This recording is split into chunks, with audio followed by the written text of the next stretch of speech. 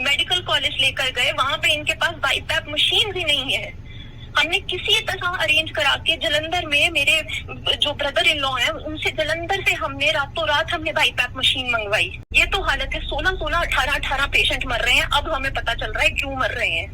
अब हमें पता चलता है। आप एक काम करें, अभी आप फोन काटें, जितने हॉस्पिटल्स हैं, आपको लग रहा है आप जितने हॉस्पिटल्स हैं जम्मू में, सब कुछ जिनको ऑर्डर निकला, फोन करें आप उनको कि क्या आप पेशेंट ले रहे हैं। कि हमें डायरेक्शंस हैं कि हम पेशेंट नहीं ले सकते। ऑर्डर बेशक हुआ है 50% वाला, लेकिन हमें ऑर्डर्स हैं, डायरेक्शंस हैं कि हम नहीं ले सकते, वर्बल इंस्ट्रक्शंस हैं।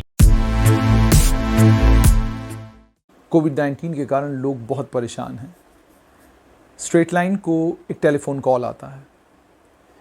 टेलीफोन कॉल की दूसरी तरफ एक महिला है। उनकी आवाज़ से ऐसा लग रहा था कि वो रो रही थी और उन्होंने रोते हुए क्या कुछ कहा वो आपको सुनाना बहुत ज़्यादा ज़रूरी है। इसलिए ज़रूरी है क्योंकि गवर्नमेंट मेडिकल कॉलेज में बाईपैप को लेकर बहुत शोर मचा हुआ है। स्ट्रेट लाइन ने पहले भी कहा था, आज दोबारा से कहेगा। Principal government medical college Jammu को एक क्लैरिफिकेशन ज़रूर इशू करना चाहिए कि हकीकत क्या है। डॉक्टर्स अटेंडेंट्स को कहते हैं बाईपैप ले आइए, और इस मामले में तो इस बहू के परिवार ने कमाल किया कि उन्होंने जलंधर से बाईपैप अरेंज किया। अरेंज करने के बाद भी उन्हें मजबूर होकर पेशेंट को यहां से पठानकोट शिफ्ट करना पड़ा। सुनिए क्या कहा एक टेलीफोनिक कॉन्वर्सेशन में जम्मू की एक बेटी ने स्ट्रेट लाइन से। हमारे पास बेड्स हैं, वेंटिलेटर्स हैं, लेकिन और ऑर्डर भी है, लेकिन हमें मना किया गया है कोविड पेशेंट्स को लेने से। हम कुछ नहीं कर सकते। ये किसने बोला आपको वेंटिलेटर की आप कोविड पेशेंट को लेने से मना किया गया है? अंकुर हॉस्पिटल में मैंने फोन किया है उनको, मैं आपको नंबर देती हूँ, मेरी बात हुई है उनसे। मैंने बीएन हॉस्पिटल में फोन किया, उन्होंने बोला कि हमें डायरेक्शंस हैं कि हम पेशेंट नहीं ले सकते। ऑर्डर बेशक हुआ है 50% वाला, लेकिन हमें ऑर्डर्स हैं, डायरेक्शंस हैं कि हम नहीं ले सकते, वर्बल इंस्ट्रक्शंस हैं। 6 हॉस्पिटल्स का सर ऑर्डर हुआ है, आप ऑर्डर पढ़ लें। अंकुर हॉस्पिटल है, बीएन हॉस्पिटल। आप अभी एक काम करें, मेरा फोन काटें, आप सब हॉस्पिटल में खुद फोन करके, मेरी आपसे रिक्वेस्ट है, प्लीज सर आप खुद फोन करें। तो लगता है सर जब जम्मू में आप बैठे हैं, यहाँ पे सब फैसिलिटीज जो हॉस्पिटल्स हैं, कितने नर्सिंग होम और कितने हॉस्पिटल्स हैं जम्मू में, आप खुद बताएं। एक को पूछे उनके पास कितने, कम से कम जितने भी टोटल हॉस्पिटल्स हैं ना, 200 वेंटिलेटर बेड्स उनके पास खाली पड़े होंगे। अच्छा, हम लोग पैसे देने को भी हम लोग तैयार हैं, लेकिन कम से कम जम्मू में, हमारी सिटी में हमारे पास फैसिलिटी तो हो। इतना बड़ा 5 फ्लोर हॉस्पिटल खोल के रखा, अभी खुला अंकुर हॉस्पिटल, बीएन हॉस्पिटल 3 फ्लोर, लेकिन फिर भी जब हमें फोन करके वहाँ से ये पता चले कि भाई हम नहीं ले सकते, हम क्या करें? दीदी मुझे आप एक चीज बताएंगे, आपकी जो ये सासू माँ है ये कब पॉजिटिव हुई थी? सर इनको पॉजिटिव हुए 10 दिन हो गए हैं। अच्छा, तो 10 दिन तक ये इनका मतलब क्या वो घर पे ही थे, उनको ऑक्सीजन सिलेंडर लगा हुआ था। हम किसी तरह भी कैसे हम अरेंज करा के उनको ऑक्सीजन पे रख रहे थे। ठीक, उसके बाद आप मेडिकल कॉलेज ले गए? हाँ बिल्कुल। तो वहाँ क्या हुआ दीदी मेडिकल कॉलेज में? मेडिकल कॉलेज लेकर गए, वहाँ पे इनके पास बाईपैप मशीन ही नहीं है। हमने किसी तरह अरेंज करा के जलंधर में मेरे जो ब्रदर इन लॉ है उनसे जलंधर से हमने रातों रात हमने बाईपैप मशीन मंगवाई। कल हम जेके फेसबुक पे, इवन आप हम हमारी बात तो छोड़िए, कल जेके मीडिया वालों ने पोस्ट की थी स्टोरीज की, बाईपैप मशीन की अवेलेबिलिटी, पेशेंट के नाम डाले हुए थे और लिखा था जीएमसी जम्मू। ये तो हालत है। 16 18 पेशेंट मर रहे हैं। अब हमें पता चल रहा है क्यों मर रहे हैं। अब हमें पता चलता है। आप एक काम करें, अभी आप फोन काटें, जितने हॉस्पिटल्स हैं, आपको लग रहा है आप जितने हॉस्पिटल्स हैं जम्मू में, सब कुछ जिनको ऑर्डर निकला, फोन करें आप उनको कि क्या आप पेशेंट ले रहे हैं। अच्छा, नहीं मुझे ये बताएं, जब आप मेडिकल कॉलेज लेकर गए अपनी सासू माँ को, मेडिकल कॉलेज वालों ने क्या किया? दवाइयों के लिए कहाँ जाना पड़ा आप लोगों को? सर हमें उनके पास कोई इंजेक्शन है, कोई दवाई है, वो लिख के दे देते हैं कि भाई ये अरेंज करो, ये लाओ, ये लाओ, ये लाओ। हम भागते रहते हैं यही करने में, और हमारे पेशेंट को पता चलता है कि अंदर जो बेसिक मशीन है, बेसिक मशीन के लिए भी हमें बोलते हैं हाई फ्लो ऑक्सीजन मास्क आप ले आओ, बाईपैप मशीन आप ले आओ। भाई हम कहाँ से ले आए? किस लिए हॉस्पिटल छोड़ना है? और उसके बाद दीदी आपको मजबूर होकर अपने पेशेंट को पठानकोट में जाके एडमिट कराना पड़ा? बिल्कुल बिल्कुल बिल्कुल। बिल्कुल। तो पठानकोट में उनकी पोजीशन कैसी है? मेरे खुद के एक रिलेटिव जो है वो श्राइन बोर्ड में पोस्टेड हैं। हमने पहले भी 4-5 पेशेंट उनके थ्रू हमने नारायणा में एडमिट कराए।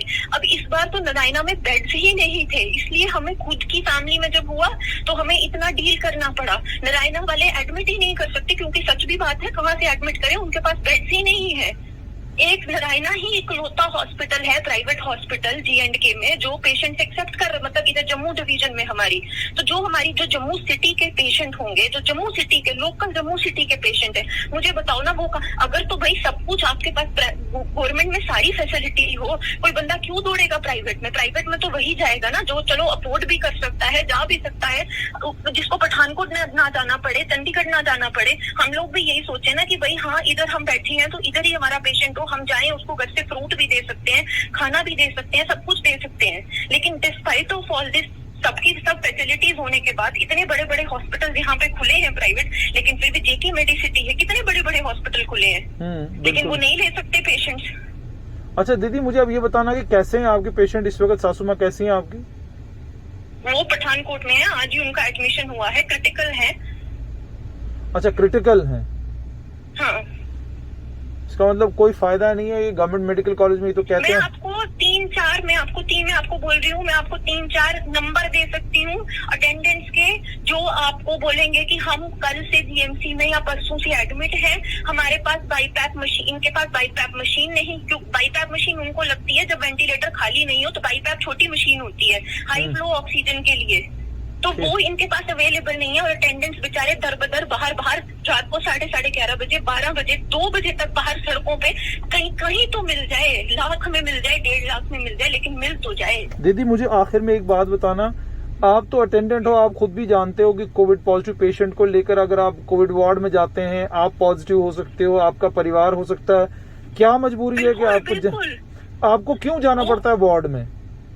वो चीजें तो सर है ही, क्योंकि वहाँ देखने वाला कोई नहीं है। अब उनको जिस पेशेंट को, मुझे एक बात बताओ, जिस पेशेंट को ऑक्सीजन लगी है, जो ऑक्सीजन के बिना मर जाएगा, उसको बाथरूम तो जाना है, उठ के जाना तो है ना बाथरूम। इनके पास कोई नहीं है, कोई अटेंडेंट नहीं है जो पेशेंट को बाथरूम, और ये घर के जो हमारे घर के लोग हैं वो जाके वहां बैठेंगे, अटेंडेंट के साथ रहेंगे, उसको बाथरूम भी लेकर जाने के लिए। वो अपनी जान पे रिस्क लेंगे, वो अलग चीज है, उसका इनको कोई लेना देना नहीं है। इनके पास स्टाफ ही नहीं है, स्टाफ नहीं है, मशीनें नहीं है। चलो मशीनें तो बेसिक चीजें तो होनी चाहिए सर। मुझे सिर्फ इस बात का जवाब दो ना कि हम जम्मू के लोकल लोग हैं, हम लोग इतना परेशान हो रहे हैं, इतना ट्रबल हो रहे हैं। किसी के थ्रू हमने कहीं से कोई लिंक ढूंढा, हमने CMO साहब को फोन भी करवाया कि भाई क्यों प्राइवेट हॉस्पिटल जो जम्मू में इतने हैं, वो क्यों, आप उनको प्लीज डायरेक्शन दें, हमें बाहर ना भागना पड़े। वो आगे कहते हैं कि नहीं, अभी हमारी ये थोड़ा हमारा चल रहा है, प्राइसेस को लेकर हमारा इशू चल रहा है। तो दिल्ली गवर्नमेंट की तरह कीजिए ना, आप कीजिए ना, फिक्स कर दो। दिल्ली गवर्नमेंट ने, उन्होंने नहीं किया, दिल्ली गवर्नमेंट के जितनी बाहर स्टेट्स हैं, स्टेट गवर्नमेंट्स, उन्होंने ऑर्डर नहीं किया सारे। उन्होंने तो सीधा बोला है कि कोई भी, whether private, whether semi private और वेदर गवर्नमेंट, कोई भी हॉस्पिटल डिनाई नहीं कर सकता कोविड पेशेंट को एडमिशन के लिए। इवन पॉजिटिव रिपोर्ट भी नहीं चाहिए आपको एडमिशन के लिए, कोई भी नहीं डिनाई कर सकता। अगर आपके पास फैसिलिटी है, प्रोवाइडेड हॉस्पिटल के पास ऑक्सीजन बेड्स हैं, वेंटिलेटर्स हैं, किस खाते के लिए, किसके लिए यहाँ पे जितने भी जम्मू में हॉस्पिटल्स में, मेरी तो अंकुर हॉस्पिटल वालों को, मेरी तो वो इनके साथ इतनी बहस हुई कि आप लोग कम से कम, आप लोग इतनी आपकी मैनेजमेंट है, हम लोग तो चलो नहीं लड़ सकते एडमिनिस्ट्रेशन के साथ, आपको इतने फोन डेली के आते हैं, आप ही उनको अप्रोच करो ना एडमिनिस्ट्रेशन को कि किस लिए आपके वो बेड्स और वार्ड कब यूज करेंगे उनका, जब लोग इतनी दुनिया जम्मू में मर रही है, कब यूज करेंगे उनका। दीदी बहुत बहुत शुक्रिया, ये जितनी भी बातें आपने कही, ये सब बातें हम सरकार से भी पूछेंगे और आपकी ये बात भी सरकार तक पहुंचाएंगे। बिल्कुल सर, बिल्कुल, इसीलिए मैंने आपको फोन किया। मैं सुबह से मैंने कितने कोई फोन नहीं उठा रहा है, कोई मैसेज ड्रॉप किए, फिर मैंने आपको फोन किया, मैंने कहा चलो कोई तो फोन, लेकिन अच्छा लगा कि आपने एटलीस्ट फोन तो उठाया, बात तो सुनी हमारी। दीदी सिर्फ इतना ही नहीं, अगर आपको किसी वक्त लगता है कि कोई ऐसी परेशानी है जिसमें हम आपकी कोई मदद कर सकते हैं, तो आप इस फोन पर रात को 1 बजे भी फोन करेंगे ना, मैं 1 बजे भी आपका फोन उठाऊंगा। सिर्फ इतना बस इतना करिए कि दुआ करिए कि वो जो आपके रिलेटिव हैं वो बिल्कुल ठीक ठाक रहें। बाकी आपके घर में सब ठीक हैं, किसी को कोई और पॉजिटिव तो नहीं है? नहीं सर, अभी सब ठीक है, बट प्लीज मेरी ये जनरल रिक्वेस्ट है आपसे, प्लीज प्लीज प्लीज मेरी रिक्वेस्ट है, प्लीज एडमिनिस्ट्रेशन को पूछें कि कब जागेंगे ये लोग, कब जागेंगे। थैंक यू दीदी, ठीक है दीदी, ठीक है, ओके। आपने जम्मू की इस बेटी की बात सुनी पूरी। इन्हें अपने घर के एक बुजुर्ग को, जिन्हें 10 दिन तक ये लोग घर में मैनेज कर रहे थे, घर में ऑक्सीजन सिलेंडर रखा हुआ था, जाहिर सी बात है किसी डॉक्टर के संपर्क में भी रहे होंगे, और पूरी कोशिश इन्होंने 10 दिन तक की कि ये अपने इस घर के बुजुर्ग को दोबारा से सेहतियाब कर सकें। लेकिन उसके बाद जब उन्हें लगा कि अब बात उनके हाथों से बाहर निकल गई है, तो वो मेडिकल कॉलेज पहुंचे। लेकिन मेडिकल कॉलेज से भी उनको दौड़ना पड़ा पठानकोट में जाकर पेशेंट को एडमिट करना पड़ा। ये एक परिवार की कहानी है जिस परिवार ने साफ तौर पर यह कहा कि सरकार के पास 6 प्राइवेट नर्सिंग होम हैं। इन 6 के 6 प्राइवेट नर्सिंग होम्स को ये कहा गया है कि आप तैयार रहिए 50% बेड कैपेसिटी के साथ, हम कभी भी आपको कह सकते हैं कि हमें ये 50% बेड कैपेसिटी आपकी चाहिए। इस परिवार के लोग ये कह रहे हैं कि क्या हम इंतजार करेंगे, कब सरकार को लगेगा कि 50% बेड कैपेसिटी हमको प्राइवेट हॉस्पिटल से लेनी चाहिए? क्या हम इंतजार करेंगे कि सरकार को कब लगेगा कि जो वेंटिलेटर्स इन प्राइवेट हॉस्पिटल्स में जम्मू में मौजूद है, उन वेंटिलेटर्स के जरिए लोगों की जान बचाई जा सकती है? क्या हम सरकार के उस फैसले का इंतजार करेंगे?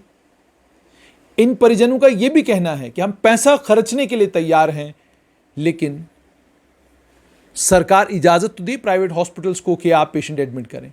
हमें मजबूर होकर यहां से पठानकोट, पंजाब और अलग अलग पंजाब के शहरों में अपने परिजनों को लेकर जाना पड़ता है जब वो क्रिटिकल हो जाते हैं।